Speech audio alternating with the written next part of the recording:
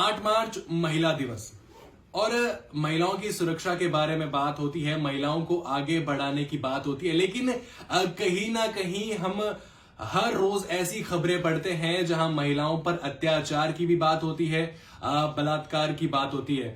तो जो सुरक्षा को लेकर सवाल है वो कई बार राजस्थान सरकार पर उठते रहे हैं। कई योजनाएं महिलाओं के लिए, बालिकाओं के लिए लागू होती है, लेकिन महिलाओं की सुरक्षा का ख्याल शायद कहीं ना कहीं नहीं रखा जाता। नमस्कार, आप देख रहे हैं द खटक और मेरा नाम आदित्य। आज महिलाओं के बारे में बात कर रहा हूं। जोधपुर में ऐसे कई केसेस आते हैं, महिला अत्याचार के हो, बलात्कार के हो, मारपीट के हो, लूटपाट के हो। तो महिलाओं की आवाज आखिर कौन बनेगा, ये सबसे बड़ा सवाल उठ जाता है। तो महिलाओं की आवाज बनती है मेरे पास बैठी पवन मैम, जो मेरी भावनाएं सेवा संस्थान करके एक एनजीओ चलाती है, जिसके तहत दिन, महीने, सालों में कई हजारों केसेस हैं वो अपने हाथ में लेती है और महिलाओं की सुरक्षा की हमेशा बात करती है। पवन मैम, आपको सबसे पहले आज महिला दिवस की हार्दिक शुभकामनाएं और एक छोटा सा इंट्रो आपकी तरफ से एक बार दें आप। मैं यही बोलना चाहूंगी कि जो पीड़ित महिलाएं मेरे पास एनजीओ में आती हैं, मैं उनकी आवाज बनती हूं, क्योंकि कई बार महिलाएं ऐसे होती हैं कि बहुत थाने में जाने से डरती हैं और कहती हैं कि हमारी इज्जत को कोई आंच ना आ जाए। वो मार खाती रहेंगी पति से, लेकिन थानों में, कोर्ट में वो जाना पसंद नहीं करती हैं। तो इसके लिए क्या है, मैं उनकी आवाज बनती हूँ, उन्हें मोटिवेट करके मैं उनकी एफआईआर वगैरह दर्ज कराती हूँ। और जहां तक कि होता है, पति के द्वारा मेंटेनेंस बंधवाया जाता है महिलाओं का, जिनसे कि उनका भरण पोषण आता है और वे अपना जीवन निर्वाह कर सकती हैं। पवन जी, कितने वर्षों से आप जो है ये काम लगातार कर रहे हैं? 28 साल से मैं ये निरंतर कार्य कर रही हूँ। अच्छा, क्या ऐसा आपके मन में आया, दिलो दिमाग में आया कि मुझे ये काम करना चाहिए? मैं एक्चुअल में बताऊं तो कि मैं भी ऐसे ही कुछ परिस्थितियों से निकली हूं, तो मुझे लगा कि जो चीज मैंने फेस की है वो दूसरी कोई महिला ना करे। क्योंकि मैं यहाँ से नहीं थी, मैं राजस्थान में आई तो मुझे बहुत सारी चीजों का सामना करना पड़ा था। मेरा भी यहाँ पर जैसे नहीं बना था ससुराल में या ऐसे कुछ, तो मैं भी प्रताड़ित थी, ऐसी बात नहीं है। तो मैं इसीलिए चाहती हूँ कि सभी महिलाएं जो चीज मैंने फेस की है वो लोग ना करें। अच्छा, दिन में कितने केसेस जो हैं आपके पास महिला अत्याचार के या नाबालिग या बालिग लड़कियों के साथ बलात्कार के आते हैं?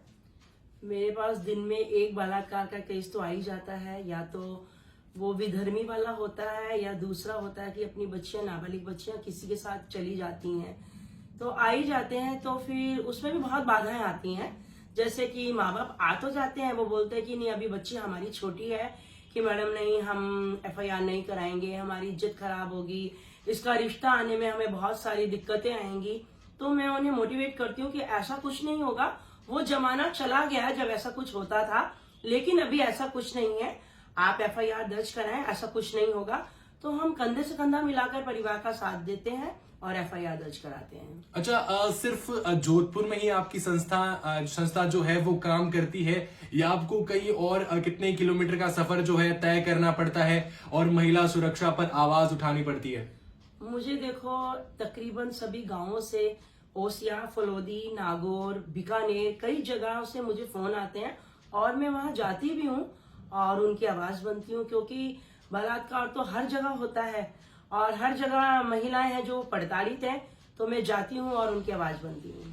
अच्छा, एक सवाल सबसे अहम है जो मेरे जहन में उठ रहा था, वो ये है कि आप जिसकी आवाज बनते हैं, कोई महिला आपके पास आई, कोई बालिका आपके पास आई जिसने उनके साथ बुरा किया है, कोई व्यक्ति है या कोई XYZ कोई भी है, वो आपको डायरेक्ट फोन कभी ऐसा आया फोन कि जब आपको धमकियां मिली हो कि नहीं मैडम आप इस केस से हट जाइए, नहीं तो बुरा हो सकता है, या इनडायरेक्ट आपके साथ धमकियों भरे मैसेजेस, फोन्स आए हों? नहीं, ऐसा अक्सर हो जाता है कि मुझे ऊपर से प्रेशर दिलवाते हैं वो लोग। क्योंकि जब वो पुलिस में जाते हैं तो उनको पता लगता है कि हम जेल जाएंगे और काफी अंदर तक जाएंगे, मतलब कि छूट नहीं पाएंगे, मैडम हमें छूटने तो देगी नहीं। तो उनके जो परिवार वाले होते हैं वो प्रेशर लगाते हैं और बड़े बड़े अधिकारियों के और लोगों के मेरे पास फोन आते हैं। खुद भी वो लोग करते हैं कि आप पीछे से हट जाओ। मुझे धमकियां भी मिलती हैं, ऐसी बात नहीं है, बहुत सारी चीजें फेस करनी पड़ती हैं। 28 साल आपको हो गए, तो कभी ऐसा कोई केस सामने आया या कभी ऐसा हुआ हो कि जो महिला या कोई बालिका है या कोई भी आपके पास फरियाद लेकर आया तो लगा कि ये तो फ्रॉड है? कभी ऐसा केसेस हुआ है कि जो फ्रॉड निकला हो?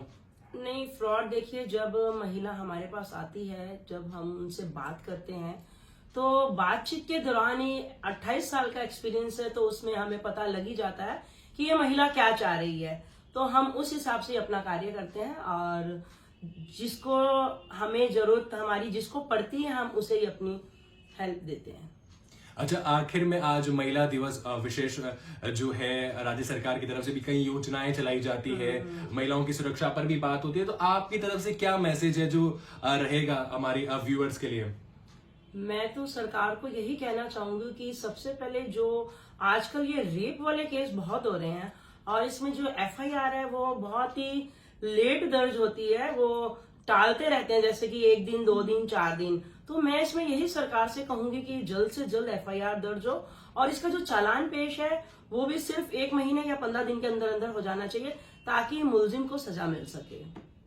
तो ये थी हमारे साथ पवन मैम, जो मेरी भावनाएं सेवा संस्थान करके एक संस्था चलाती है, एनजीओ चलाती है और हजारों महिलाओं की आवाज बन चुकी है। करीब 28 साल इनको हो चुके हैं और कई ऐसे केसेस हैं जो ये सॉल्व कर चुकी है और कई बलात्कारी या जो अत्याचारी है, महिलाओं के साथ अत्याचार करते हैं, उनको जेल भी भिजवा चुकी है। आज इस महिला दिवस विशेष कार्यक्रम में हमने पवन मैम से बात की। आपको ये जानकारी जानकर कैसा लगा, मुझे कमेंट कर जरूर बताइएगा और ऐसी जानकारियों के लिए द खटक के साथ जुड़े रहिएगा।